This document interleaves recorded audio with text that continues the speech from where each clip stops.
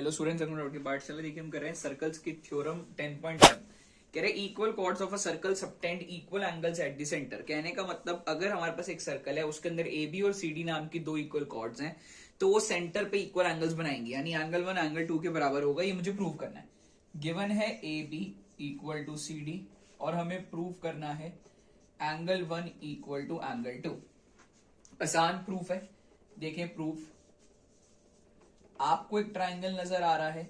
हमारे पास दो ट्राइंगल है, एक का नाम आपको नजर आ रहा है एओबी और एक आपको नजर आ रहा है सीओडी। इन दोनों को कॉन्ग्रेंट करते हैं। सबसे पहली चीज आप लोगों को पता है हम क्या बोल सकते हैं कि देखो एओ ओसी के बराबर है, एओ ओसी के बराबर, या इसको एओ इक्वल टू सीओ लिखते हैं। क्यों? क्योंकि देखो दोनों ही रेडियस है तो इक्वल रेडियाई। देन हमें क्या नजर आ रहा है कि ए बी सी डी के बराबर है। क्यों? क्योंकि मैम गिवन है। लास्ट चीज जो हमें नजर आ रही है ओबी ओडी के बराबर है। Reason equal radii. जब तीन चीजें हो जाती हैं तो आप बोलते हैं कि ट्राइंगल जो है वो हो गए जी congruent by S S S congruency rule. जैसे ही ये ट्राइंगल्स कॉन्ग्रेंट हो गए, अब हम बोल सकते हैं कि angle 1 is equal to angle 2 by CPCT. तो इससे हमें क्या पता लगता है? ये तो हमें प्रूफ करना था, हेंस प्रूफ। इससे हमें ये पता लगता है कि याद रखना अपने आपको क्वेश्चंस में यूज होगा कि इक्वल कॉर्ड्स सेंटर पे इक्वल एंगल्स बनाती होती हैं। Now moving on to theorem 10.2। Theorem 10.2 आप देखेंगे, थ्योरम 10.2 ये 10.1 की ना एकदम रिवर्स थ्योरम है। 10.1 में मैंने आपको कहा था कि अगर कॉर्ड्स इक्वल है तो सेंटर पे इक्वल एंगल्स बनेंगे। यहाँ पे कह रहे हैं कि chords which subtend equal angles at the centre are also equal. यानी अब आपको गिवन है एंगल 1 इक्वल टू एंगल 2 और आपने प्रूव करना है कि ये ए बी और सी डी कॉर्ड्स इक्वल है। सेम प्रोसेस रखेंगे प्रूफ में। सेम प्रोसेस आप बोलोगे in triangle A O B and triangle C O D. दो ट्राइंगल्स नजर आ रहे हैं, हमने A B equal to C D prove करना है, ध्यान रखें। तो हमने पहली चीज बोली A O equal to C O equal radii. Next चीज बोली angle 1 equal to angle 2 given. Next चीज बोली बीओ इक्वल टू, या इसको बीओ की जगह ट्राइंगल के अकॉर्डिंग लिखेंगे O B equal to O D equal radii.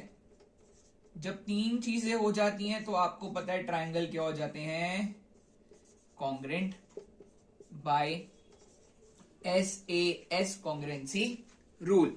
और इनके कॉन्ग्रेंट होने से आप बोल सकते हो कि A B equal to C D by CPCT. और यही तो स्टूडेंट्स आपको प्रूव करना था। So this was your theorem 10.2। Now moving on to theorem 10.3। चलिए स्टूडेंट्स, थ्योरम 10.3 कहती है perpendicular from the centre to the chord bisects the chord. यानी परपेंडिकुलर, अगर सर्कल के सेंटर से कोई परपेंडिकुलर कॉर्ड पे बनाया जाए तो वो कॉर्ड को दो बराबर हिस्सों में तोड़ता है। यानी आपको गिवन क्या है? आपको गिवन है कि आपने OM नाम का एक परपेंडिकुलर कॉर्ड AB पे बनाया है और आपको प्रूफ करना है कि AM जो है वो BM के इक्वल होगा। AM जो है वो BM के इक्वल होगी।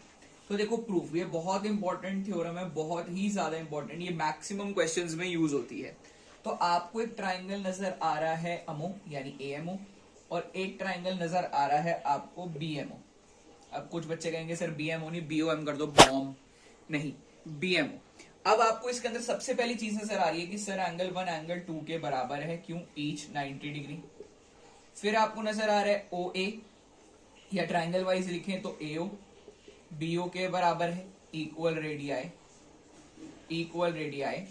फिर आपको क्या नजर आ रहा है कि सर हमें, तो स्टूडेंट्स इसके बाद आपको क्या नजर आ रहा है, AO equal to BO equal radii. And last चीज हम बोल सकते हैं MO equal to MO common. जब आपको पता है तीन चीजें हो जाती हैं तो हम ट्राइंगल AMO को कॉन्ग्रेंट बोलते हैं BMO के bye RHS कॉन्ग्रेंसी rule.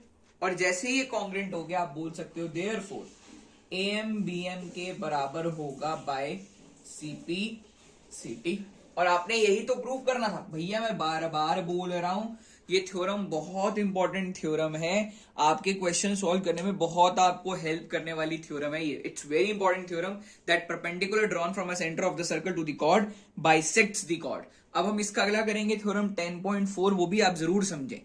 Students theorem 10.4 क्या कह रही है, line joining centre of the circle to the mid point of the chord is perpendicular to the chord. यानी आपको एम मिड पॉइंट गिवन और आपने शो करना है कि ओएम परपेंडिकुलर होगा एबी पे। यानी अगर ओएम परपेंडिकुलर होगा एबी पे तो एंगल 1 और एंगल 2 90 डिग्री के होने चाहिए। इसके लिए हमने प्रूफ में ट्राइंगल लिए, एक ट्राइंगल का नाम था OAM, एक ट्राइंगल का नाम लिया हमने OAM, एक ट्राइंगल लिया हमने OBM।